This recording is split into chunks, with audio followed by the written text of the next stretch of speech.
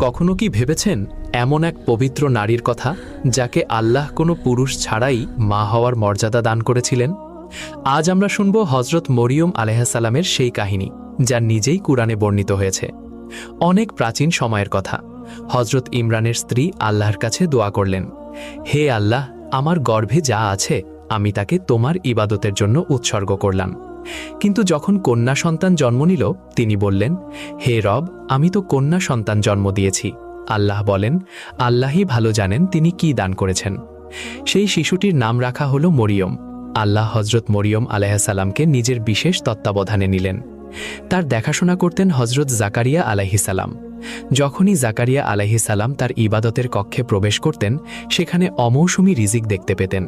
তিনি জিজ্ঞেস করতেন, হে মরিয়ম, এগুলো তোমার কাছে কোথা থেকে এলো? মরিয়ম আলাইহিসসালাম উত্তর দিতেন, এগুলো আল্লাহর পক্ষ থেকে এসেছে। আল্লাহ যাকে